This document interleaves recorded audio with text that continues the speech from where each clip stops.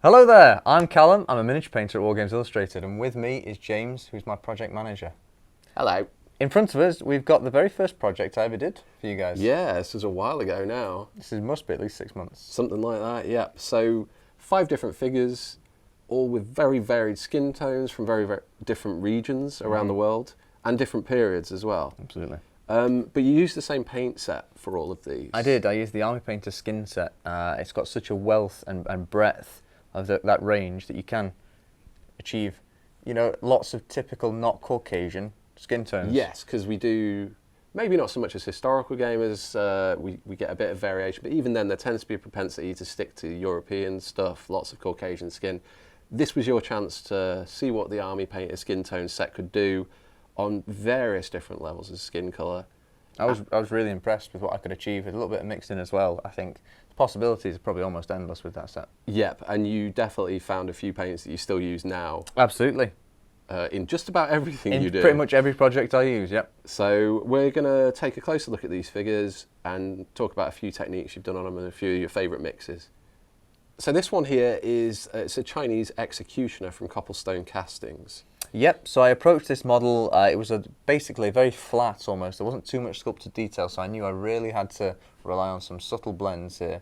So I had to transition through several layers. I wanted my final layer to be amber skin because it had a really nice peach tone to it. I thought it represented that skin tone fairly accurately. Sure, and you've kind of accentuated that by working in a little purple on the shadows as well there. You can't go wrong with a little bit of colour theory, James. That's true. You can't even go wrong with a lot of colour theory. Lots of it. So this one's a Cushite leader by Footsore. So the Cushite, you often wore body paint.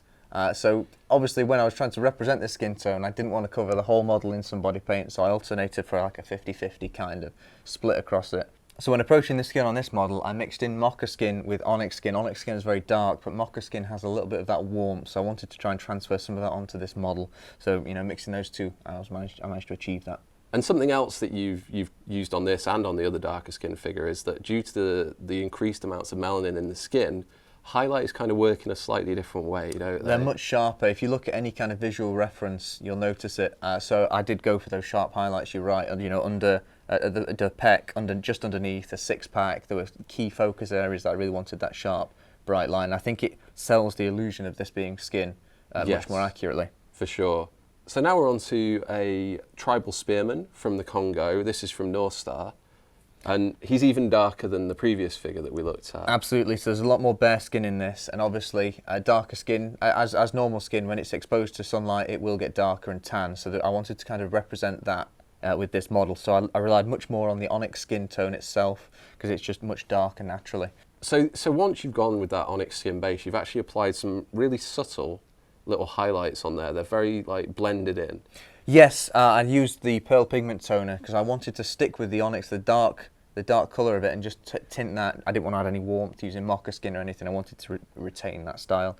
So it was kind of subtle with this. Again, I still wanted some sharp highlights around the face, but again, there wasn't as defined muscle on this, so I didn't want to go too crazy with the sharp highlights. So this next one, we've got a Mayan atlatl thrower. Yeah, this is a Gringo 40s figure with more skin on show, I think, than any of the other ones. Absolutely, you are not wrong there. So with this one, I did a lot of reference to modern Mexican skin tones with a mixture of imagery of Mayan civilization because I wanted to kind of draw between the two. I was really pleased with how this one came out, actually. Yeah, what was your main colour tone on this one? Primarily it was jasper skin and tiger's eye skin. They had much more warm tones to them, and I think the blending across them, this range is really good for that kind of, if you really wanted to do a Mayan set, I'd recommend picking this up. It's fantastic. I was really pleased with how this one came out. Yes, and looking at the richness of the colour tone there, I think this kind of approach would also translate very well to all kinds of other indigenous, like Central American peoples as well. Absolutely, this set with just a couple of mixes here and there, you could achieve some varied skin tones that, they're brilliant. I really enjoyed doing this one. So this one's a bit of an unusual one, actually. So this is peasant infantry, and this figure comes from Orinoco Miniatures. Yes, so the inspiration for this model was actually the people of Bolivia. I wanted a bit more of a chocolatey tone to the skin.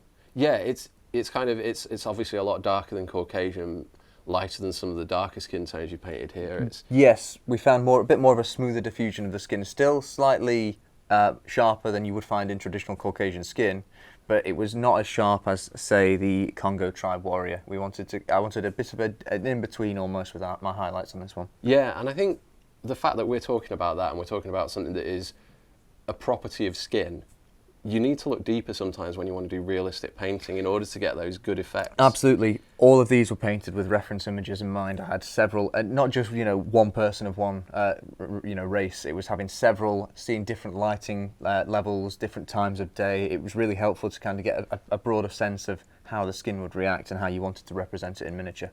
All right, well, that was some good advice, some good tips on using those paints.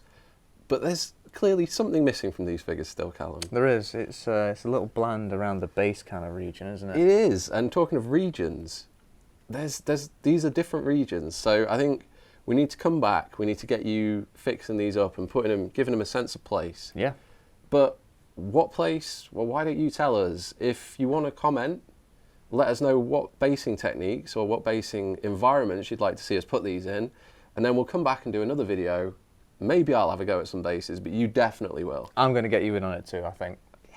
I love basing. So tell us in the comments where you want us to put these figures and we'll work out how to base them appropriately. Absolutely. And if you don't tell us, we'll just decide. We'll have to work it out. Yeah, we'll figure it out. Let us know if there's anything else you would like to know about these figures as well, and we can work that into the second video. And also any questions about the range, perhaps, if there's specific questions, we can field them in there. Yeah, because you have continued to use some of the paints quite a lot. Absolutely. Since then. I almost exclusively use Army Painter paints for skin tones now, so. Yeah. Don't forget to subscribe as well. Subscribe now! This video has been brought to you by WI Prime, Wargames Illustrated magazine's online members club. View more videos or find out more about WI Prime by following these links.